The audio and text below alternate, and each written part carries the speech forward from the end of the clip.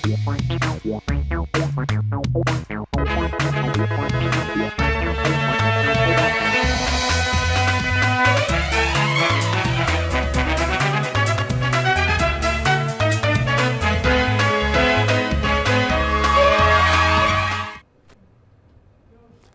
आप देख रहे हैं राष्ट्रीय समाचार और मैं हूं आपके साथ प्रिया। पहले एक नजर हेडलाइंस पर।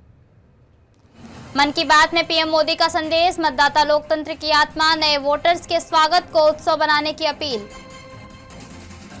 सीएम योगी बोले, राष्ट्रीय अध्यक्ष बनने के बाद यूपी का पहला दौरा, युवा ऊर्जा और नेतृत्व का प्रतीक है नितिन नवीन। परिवारवाद पर सतीश चंद्र दुबे का बड़ा वार, कांग्रेस आरजेडी पर तीखा हमला, राहुल गांधी से लेकर राज ठाकरे तक पर बयान। मिर्जापुर धर्मांतरण मामला, 6 गिरफ्तार, 3 कारें और 4 बाइक जब्त, दुबई भागने की फिराक में आरोपी दिल्ली से दबोचा गया। सूरत में दिल दहला देने वाला हादसा, बुलेट ट्रेन ब्रिज से गिरी भारी प्लेट, तापी नदी में मछली पकड़ रहे पिता बेटी की दर्दनाक मौत। प्रधानमंत्री नरेंद्र मोदी ने मन की बात के 130वें एपिसोड में मतदाता दिवस की शुभकामनाएं दी और कहा कि मतदाता ही लोकतंत्र की आत्मा होते हैं। उन्होंने लोगों से अपील की कि नए वोटर्स के लिए मिठाई बांटी जाए और उनके स्वागत का जश्न मनाया जाए। पीएम ने सोशल मीडिया पर चल रहे 2016 की तस्वीरें शेयर करने के ट्रेंड पर भी बात की और अपनी सरकार के कामों का जिक्र करते हुए कहा कि भारत में आज दुनिया का तीसरा सबसे बड़ा स्टार्टअप इकोसिस्टम बन चुका है, जिसमें ऐसे स्टार्टअप शामिल हैं जिनके बारे में 10 साल पहले कल्पना भी नहीं किया जा सकती थी। उन्होंने जोर दिया कि जैसे जन्मदिन पर जश्न मनाया जाता है, वैसे ही नए वोटर्स का स्वागत करके वोटिंग के प्रति जागरूकता और भावना मजबूत की जा सकती है। नमस्कार। साल 2026 का यह पहला मन की बात है।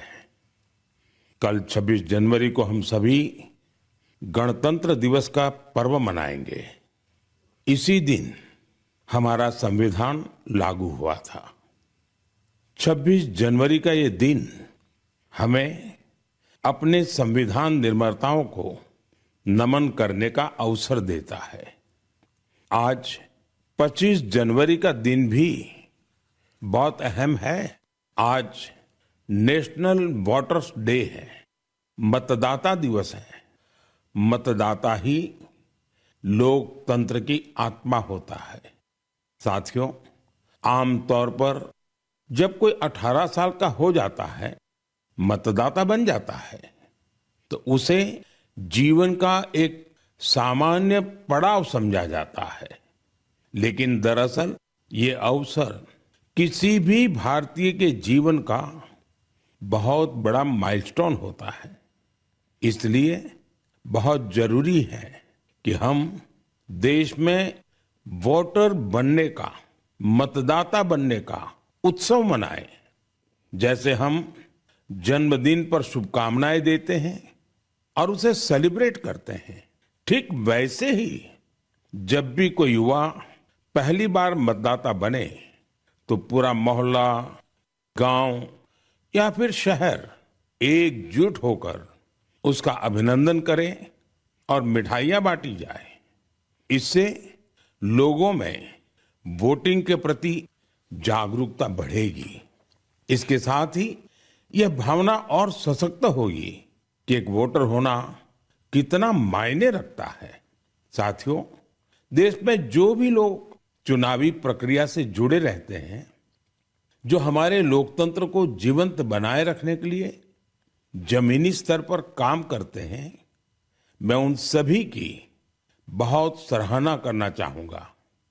आज मतदाता दिवस पर मैं अपने युवा साथियों से फिर आग्रह करूंगा कि वे 18 साल का होने पर वोटर के रूप में खुद को जरूर रजिस्टर करें। संविधान ने हर नागरिक से जिस कर्तव्य भावना के पालन की अपेक्षा रखी है, इससे वो अपेक्षा भी पूरी होगी और भारत का लोकतंत्र भी मजबूत होगा। उत्तर प्रदेश के मुख्यमंत्री योगी आदित्यनाथ ने कहा कि भाजपा के राष्ट्रीय अध्यक्ष के रूप में निर्वाचित होने के बाद नितिन नवीन का उत्तर प्रदेश में यह पहला दौरा है। उन्होंने नितिन नवीन को युवा ऊर्जा और नेतृत्व का प्रतीक बताते हुए कहा कि उनका मार्गदर्शन पार्टी कार्यकर्ताओं के लिए प्रेरणादायी है। मुख्यमंत्री ने कहा कि आज प्रदेश के कार्यकर्ताओं के लिए यह सौभाग्य का अवसर है कि उन्हें अपने राष्ट्रीय अध्यक्ष का स्वागत करने और उनके विचारों का सुनने का अवसर प्राप्त हुआ है। उन्होंने विश्वास जताया कि नितिन नवीन के नेतृत्व में भाजपा संगठन और अधिक सशक्त होकर देश और प्रदेश की सेवा करेगा। भारतीय जनता पार्टी के संगठन के भी विभिन्न पदों का आपने ईमानदारी पूर्वक निर्वहन करने के उपरांत अब आदरणीय प्रधानमंत्री जी की प्रेरणा से उनके मार्गदर्शन में भारतीय जनता पार्टी ने श्री नितिन नवीन जी को अपने राष्ट्रीय अध्यक्ष के रूप में ये नया दायित्व दिया है और उस नए दायित्व के उपरांत आज उनका ये प्रथम आगमन योगेश्वर श्री कृष्ण की इस पावन धरा पर हुआ है। बहनों और भाइयों, ये हम सब के लिए अत्यंत आह्लादकारी क्षण है जब यहां के कार्यकर्ताओं को यह सौभाग्य प्राप्त हुआ है कि वे अपने राष्ट्रीय अध्यक्ष जी का यहां पर स्वागत कर सकें, अभिनंदन कर सकें। भारतीय जनता पार्टी के दिल्ली के मुख्यमंत्री रेखा गुप्ता ने जनसभा को संबोधित करते हुए तिरंगे की मर्यादा की रक्षा के लिए अपने प्राणों का बलिदान देने वाले शहीदों को नमन किया। उन्होंने कहा कि शहीदों के त्याग और समर्पण ने देश को गणतंत्र, स्वाभिमान और आजादी का अमूल्य उपहार दिया है। मुख्यमंत्री ने संविधान को भारत की चेतना बताते हुए कहा कि पिछले 77 वर्षों से यह न्याय, समानता और गरिमा का प्रकाश स्तंभ बनकर देश का मार्गदर्शन कर रहा है। उन्होंने यह भी कहा कि संविधान निर्माण से लेकर राष्ट्र निर्माण तक किए गए सभी योगदानों को भारत सदैव स्मरण करता रहेगा। यह कालखंड हमें उन सभी ऐतिहासिक पड़ावों की भी याद दिलाता है जिसने इस भारत की चेतना को आकार दिया है। ये वर्ष हिंद की चादर श्री गुरु तेग बहादुर जी की शहीदी का 350वां साल है। मैं नमन करती हूँ गुरु परंपरा को जिन्होंने धर्म के लिए शीश दे दिए।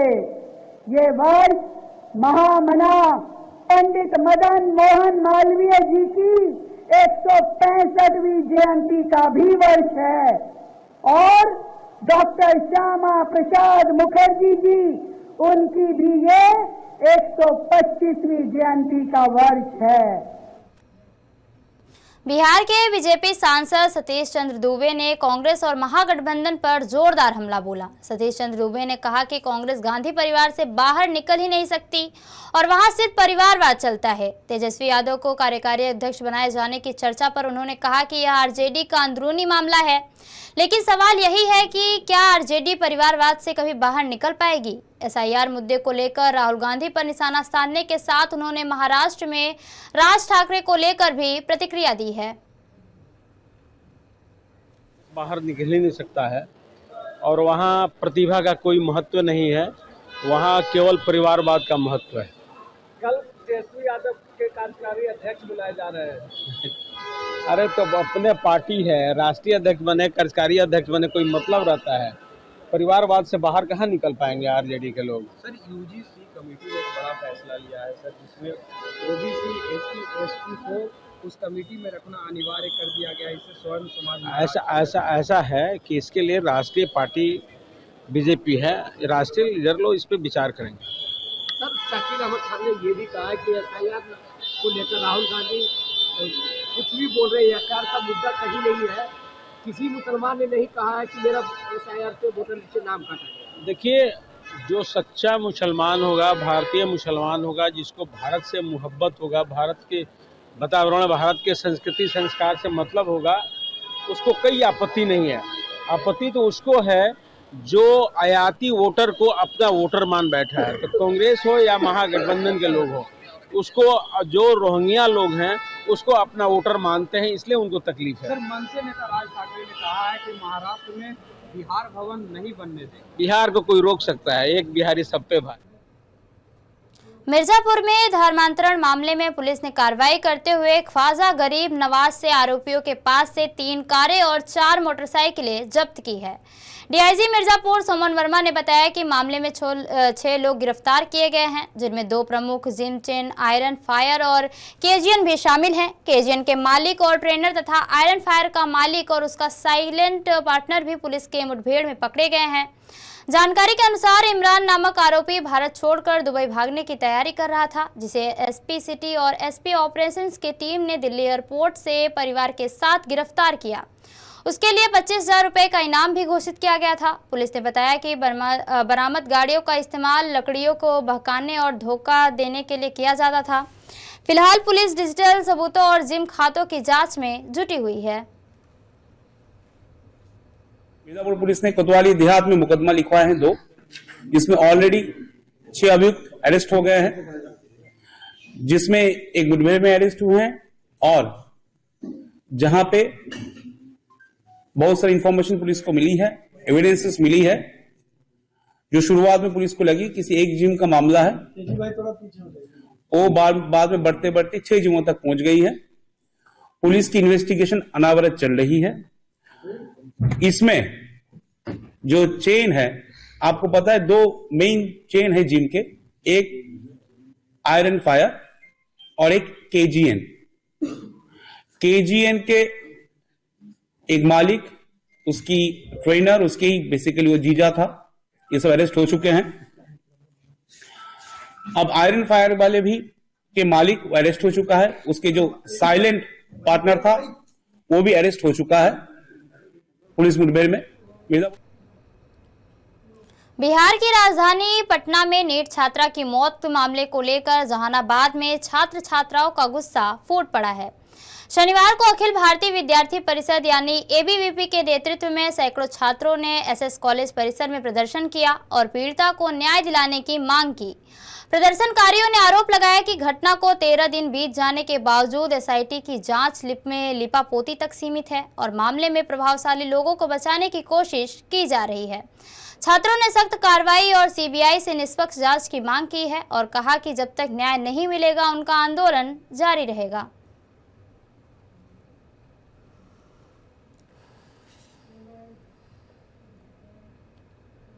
सूरत के काठौर गांव के समीप तापी नदी के निर्माणाधीन बुलेट ट्रेन ब्रिज के नीचे एक दर्दनाक हादसा हुआ, जिसमें 2 लोगों मौत के घाट उतर गए।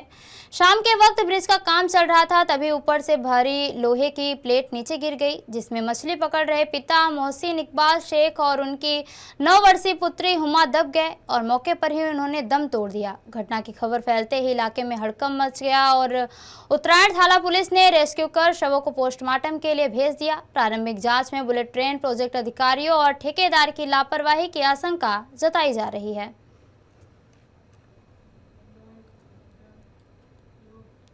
बसंत पंचमी के मौके पर दिल्ली में आचार्य भारत जी ने सनातन धर्म और गुरु परंपरा को प्रोत्साहित करने के लिए एक विशेष कार्यक्रम का आयोजन किया। इस अवसर पर देश भर से आए लोगों को दीक्षा भी दी गई और मां पीताम्बरा के महत्व और उनके गुणों के बारे में जानकारी साझा की गई। कार्यक्रम का उद्देश्य सनातन धर्म को मजबूत करना और धार्मिक शिक्षाओं का प्रचार प्रसार करना बताया गया।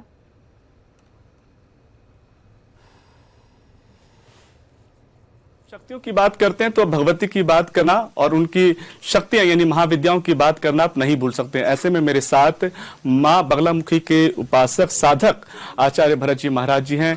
बड़ा पवित्र दिन है आज, वसंत पंचमी का दिन है और ऐसे में मां बगलामुखी के साधक हैं। मां बगलामुखी किस तरह की देवी हैं और क्या स्वरूप है इनका? सभी दर्शकों को जय माई की। और ये संसार पूरा भगवती बगलामुखी के विषय में जानता है कि हमारे धर्म शास्त्रों में, तंत्र शास्त्रों में 10 महाविद्याओं का वर्णन है और भगवती बगलामुखी 8वीं महाविद्या है। कौन सी विद्या है? 8वीं महाविद्या है। इनका जो प्राकट्य है, इनका जो इतिहास है, इनकी जो कथा है, ये हरिद्रा सरोवर से उत्पन्न हुई।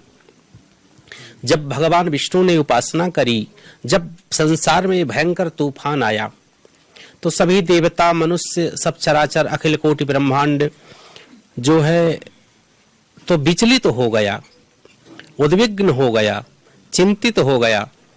भगवान विष्णु के पास सभी देवता गए कि ये जो उपद्रव हो रहा है, ये सतयुग की बात है, तूफान जो आ रहा है, ये जो उपद्रव हो रहा है, इसको कैसे शमन किया जाए, कैसे जो है तो इस उपद्रव को शांत किया जाए। तो भगवान विष्णु के पास सभी देवता गए और भगवान विष्णु नारायण ने और जाकर के उन्होंने हरिद्रा सरोवर में त्रिपुर सुंदरी की उपासना करी, काठियावाड़ गुजरात में।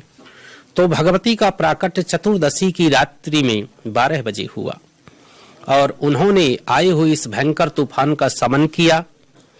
और तो ये भगवती जो है इस समय गुप्त नवरात्रि चल रही हैं और आज इस प्रांगण में उस महाविद्या माँ बगलामुखी का दीक्षा का महापर्व है।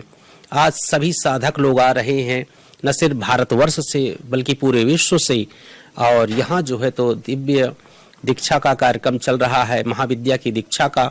और जो भी भगवती से जुड़ना चाहता है या जो भी आए हैं वो सब जुड़ने ही आए हैं। तो ये सब भगवती से आज जुड़ चुके हैं भगवती की कृपा से, और सब जो है जुड़ करके भगवती को प्राप्त करना चाहते हैं। और ये महापर्व है, इससे बड़ा कोई पर्व नहीं हो सकता, क्योंकि नवरात्रि में वो भी भगवती बगलामुखी की उपासना और उनकी महादीक्षा का आयोजन अपने आप में बहुत ही खास है। और जैसा आप देख ही रहे हैं कि सब सुबह से यह पूजन हो रहा है, दीक्षा का कार्यक्रम हो रहा है, मंत्रोच्चार हो रहा है, जो एक सिस्टम है, जो एक हमारी स्पिरिचुअलिटी है, हमारा जो एक सिस्टम है, उसके अकॉर्डिंग सब चीजें हो रही हैं। तो हमारा, आपका या जो आ रहे हैं माई के भक्तों का, सबका परम सौभाग्य है, बहुत बड़ा अवसर है ये। एक आखिरी सवाल मेरा रहेगा गुरुजी कि क्योंकि क्रम दीक्षा क्रम का ये चल रहा है, इससे मानस के जीवन में क्या परिवर्तन आता है? क्योंकि हम देख रहे हैं कि इस देवी को लेकर जो है काफी ज्यादा लोगों में जो है एक प्रभाव की भावना जरूर है। मानस के जीवन में टोटलिटी में अगर देखें तो जीवन ही चेंज हो जाता है। जीवन कुछ चल रहा है, जीवन कष्टों से भरा है, जीवन तकलीफों से भरा है, जीवन उपद्रवों से भरा है। किसी भी रूप में जीवन अगर हमारा अव्यवस्थित है तो ये जीवन को व्यवस्थित कर देती है। कोई भी बाधा जीवन में अगर चल रही है तो देवी की शरण में जाने के बाद पूरी बाधा समन होती है और भगवती की पूरी कृपा होती है।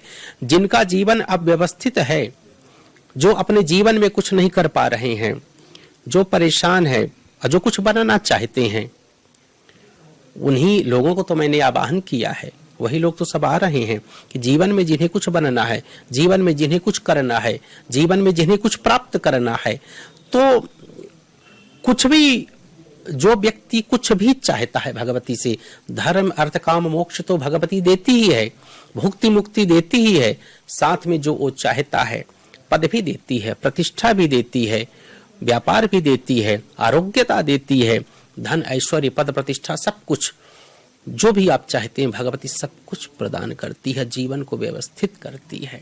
बहुत बहुत धन्यवाद। तो मेरे साथ बात कर रहे थे आचार्य भरत जी महाराज, जिन्होंने कहा कि इस देवी की उपासना करने से न केवल जनमानस की भलाई जरूर होती है बल्कि दशा और दिशा भी बदल दी जाती है। कैमरा पर्सन सुमित के साथ दीपक कुशवाहा की रिपोर्ट, दिल्ली।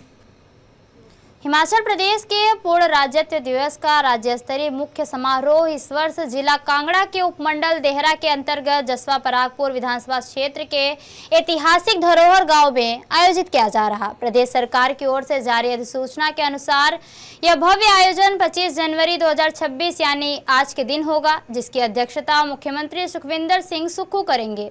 सामान्य प्रशासन विभाग ने इस संबंध में औपचारिक आदेश जारी कर दिए हैं। विभाग ने जिला प्रशासन, कांगड़ा और पुलिस विभाग को कार्यक्रम से जुड़ी सभी आवश्यक व्यवस्थाएं समय रहते पूरी करने के निर्देश भी दिए हैं। साथ ही आयोजन स्थल के चयन, सुरक्षा व्यवस्था, निमंत्रण पत्रों के वितरण और अन्य तैयारियों को समयबद्ध ढंग से पूरा करने को भी कहा गया है। राज्य स्तरीय समारोह की घोषणा के बाद जसवा परागपुर क्षेत्र में राजनीतिक और प्रशासनिक गतिविधियां तेज हो गई हैं। पारिवारिक पेंशनरों को जिनकी 70 वर्ष या उससे अधिक की आयु है, उनके बकाया पेंशन, पारिवारिक पेंशन का एरियर का पूरा भुगतान 31 जनवरी से पहले कर दिया जाएगा, जिस भुगतान पर 90 करोड़ रुपया खर्च होंगे। श्रेणी के कर्मचारी जो दिनांक 1/1/2016 से 31/12/2021 के दौरान सेवानिवृत्त हुए हैं, उनको पेंशन आदि के रिवीजन के कारण ग्रेच्युटी और लीव एनकैशमेंट का एरियर नहीं मिला।